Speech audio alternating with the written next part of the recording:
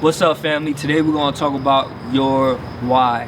Whenever it comes to overcoming obstacles, whenever it comes down to entrepreneurship, doing something different, beating the odds in any specific scenario or instance like that, whether you want, whatever dream it might be, you have to have a strong why. The reason why I say that is because 99% of people are actually drifting. 99% of people have a negative mindset towards life, period. Now, you look around, I was just in the mall earlier, and it's just like everybody's just like upset. Everybody even working is just like in the matrix, and most people are struggling. 70% of people don't even have an extra $1,000 in the bank account. These days, 80% of people don't even have probably half that, right? So the crazy thing is you want to overcome those type of obstacles of just the masses, right? If you're going to swim against the stream, if you're going to start going against the current, you have to have a very strong why.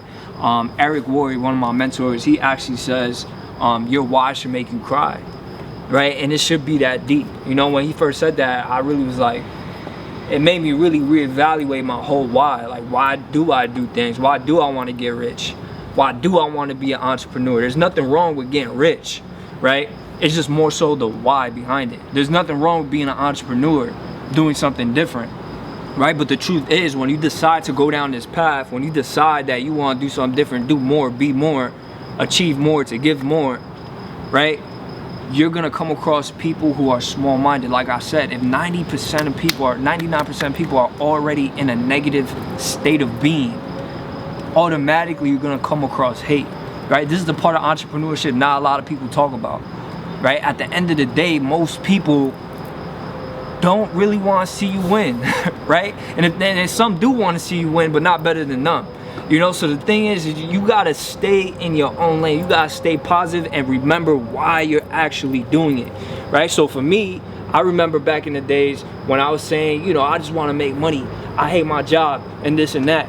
But then that wasn't enough. That wasn't enough to make me like really stressed and cry about. Because at the end of the day, I could live good off a job. You could live good off a job. We in the United States of America, #1 place to literally just make money easy, right?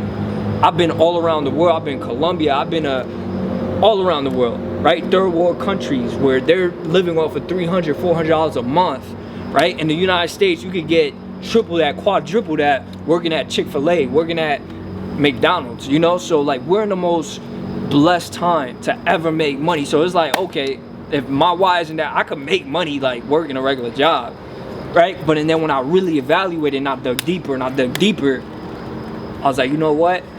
I started to find my why that made me cry. Like, I see my mom struggle, right? My whole life, I didn't grow up with a father figure to provide and, show me the ways and all these things. And it got depressing when I really started thinking about it. I'm like, you know what? I don't want to see my mom struggle no more. I don't want to get older another day and my mom is still working overtime, right? Even all the way to the point where my mom was taking loan applications to help me get through school because I was the way out, right? And I'm like, yo, my whole family's depending on me. That's my why, right? So then I started really thinking about it more and more, and I'm just like, yo, it started uncovering more stuff. I'm like, you know what?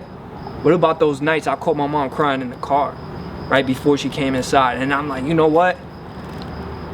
Can I party another night knowing my mom's still working, right? Because some people really don't have a why, and that's why they out there bullshitting. That's why they still chasing drugs, females, parties, the next wave, the next drip, right? Whatever it might be, because their why isn't strong enough. Your why will hold you accountable, right?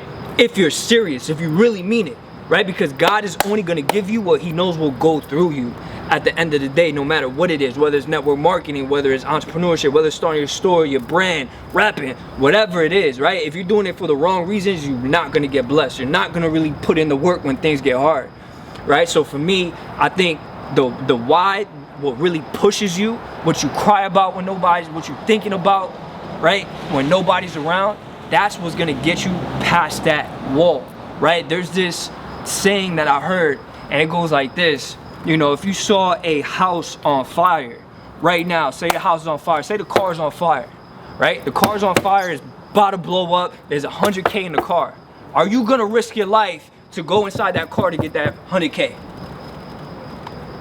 Nobody in their right mind is gonna risk their life for 100K. It's just not worth it, right? But if I say, yo, your son is in that car, your mom is in that car, we don't know how we're gonna get the doors open. Are you gonna risk your life when the car is on the verge of blowing up to get that? It's a little bit different now, right? My son's in that car, I'm jumping in there and I'm getting my son out, right? Because the why is that powerful. Your why is gonna make you knock down walls that probably couldn't have been knocked down, right? So at the end of the day, guys, family, look, figure out what your why is. Write it down, right?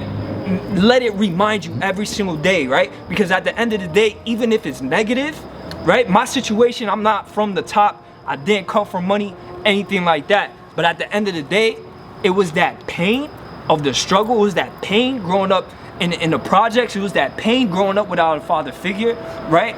To teach me things, right? It was that pain that turned into pressure, right? And most people get broken by the pressure. Most people get broken by the pressure. When you have a really strong why, you turn that pressure into a blessing, right? Pressure makes diamonds, okay, family? So really think about what it is that pushes you, right? And it might not, your why might be your who, you know? And if you're building a team and you become disciplined and you're strong within your why and you're running it up, your why is still important because this is how you build a strong team, right? Because you see what type of principles people are standing on, right? And we can hold each other accountable. When I first learned what my why is and I shared my why with my team hold me accountable. Oh, your why's for your mom, you want to retire your mom, then why are you partying still? Why are you playing video games still? Why are you doing things that are not income producing activities that's not conducive to the mission, right? So you can hold people accountable with what drives them. Because at the end of the day, family, you know, strong team makes a strong dream, right? So we're gonna kill it, family. Remember what your why is, write it down, get clear on it, because your story is what's gonna draw people in more than facts ever will. Your story is what's gonna build your brand more than anything else. People remember me for the kid that retired, his mom did this and, you know, has a strong why. People don't remember me because of the things that I have, right? None of that's really important. At the end of the day, is what did you give? Who did you do it for? Because you can't take none of this with you. You can't take none of this with you. So run it up, family. Learn what your why is and take it to the top.